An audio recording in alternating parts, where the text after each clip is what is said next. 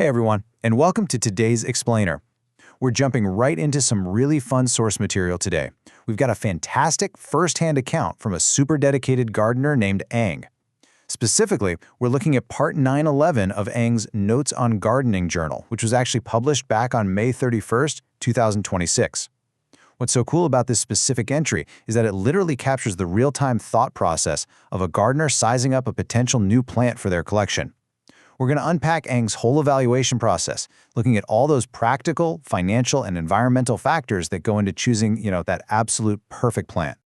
Okay, let's dive into this. Right at the very top of the journal entry, Ang poses this exact question. And really, it's the core question we're answering today. Should we explore the Snowball Alternanthera, or if you want to get botanical about it, alternanthera-ficoidea-snowball? It's such a great question because it immediately sets this really purposeful tone, right? Ang isn't just out there mindlessly buying plants on a whim. There's a real active evaluation happening to see if this specific plant actually deserves a spot in the garden. And we're going to trace the exact steps of how Ang arrives at an answer. But before we get into the heavy botanical analysis, just listen to how Ang opens the journal entry. Dear Interweb. I love that. It picks up right where a previous post left off, and it completely sets the stage. We are definitely not reading a dry, peer-reviewed botanical textbook here, folks. This is a super intimate, relatable diary-style format. It honestly feels like we're just reading right over Ang's shoulder, getting this totally transparent look into a personal hobby. It sets a wonderfully relaxing, conversational atmosphere for our evaluation journey today, where ultimately Ang's big goal is to figure out if this plant is truly suitable for their own unique microclimates. Section 1. The Snowball Alternanthera Assessment. Moving on to Section 2. Smart budgeting and propagation. And this brilliantly illustrates the practical, financial side of plant collecting that Ang brings up right out of the gate. The journal immediately contrasts those heavy markups you see at commercial plant centers with the true, much more affordable price of just a single specimen. I mean, it's the universal plight of the gardener, isn't it? You desperately want that beautiful new plant, but you really want to dodge that expensive retail premium. Ang is clearly a savvy collector who absolutely refuses to overpay. So, to beat those markups, Ang details a very clever workaround strategy. At first, Ang actually thought about buying 2 specimens, but then a realization hits right there in the text.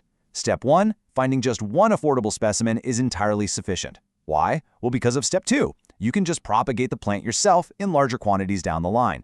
It's such an elegant solution to the budget problem. By leveraging the plant's natural ability to multiply, Ang only needs to make a single, affordable initial investment to eventually fill the whole garden. Let's move to Section 3, Climate Hardiness and Microclimates. Let's move to and see how this builds. So, we've solved the financial puzzle. Now, the journal entry shifts to assessing the plant's actual biological traits against the harsh realities of the local environment. From a quick visual assessment, Ang determines this is a rather hardy plant. But, as with all things in gardening, there is a catch. Ang notes that the Snowball Alternanthera is a tender perennial. And as defined in the text, this basically means it lacks the hardiness to survive the frost season. The cold is its kryptonite. For a lot of gardeners, falling in love with a tender perennial means committing to digging it up every single winter, or just watching it die off when that first freeze hits. It is, as Ang points out, the plant's only issue. So the crucial point is, in a tropical climate, this is a total non-issue. It completely flips the script. Because Ang is gardening in a frost-free tropical zone, the plant's one major biological weakness is just completely neutralized by the local climate. The frost season simply doesn't exist there. This perfectly illustrates why Ang's initial goal, assessing the plant against specific personal microclimates, is so vitally important. Context is literally everything here. Which brings us to Section 4, Striking Foliage versus Tiny Blooms. With the climate assessment passed with flying colors, we move entirely into the visual and aesthetic side of the Snowball Alternanthera. When weighing the visual rewards, Ang perfectly contrasts its 2 main features. On one hand, you have the main attraction, right? The foliage.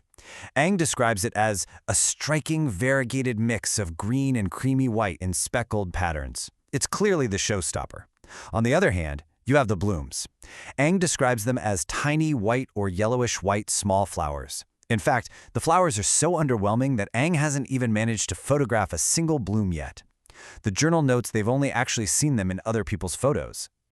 Now, what's really interesting about this slide is how Ang visualizes this impact. The journal states, the foliage definitely overshadows the bloom. Remind me of coleus.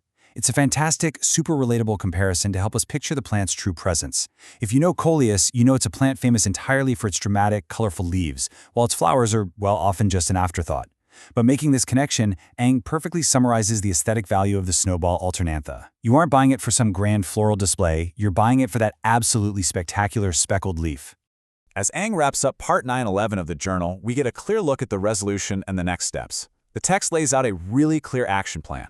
First, Ang decides to wait and see how this goes in the coming weeks. It's a very measured, patient approach.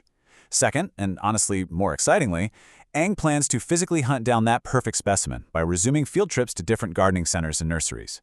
Armed with a strict budget, an understanding of propagation, a confirmed climate match, and a crystal-clear aesthetic goal, the hunt is officially on. And that brings us to the end of our look at Ang's journal entry. Seeing this careful, step-by-step logic, from dodging those crazy markups to assessing tropical hardiness, it really makes you think about your own processes, doesn't it? So I want to leave you with this. How do you evaluate a plant for your own unique microclimates? Do you have a strict checklist like Ang? And hey, after seeing the structured approach to plant hunting, are you ready for your next nursery field trip? Thank you so much for joining me to explore this source material today. Keep questioning, keep learning, and keep growing.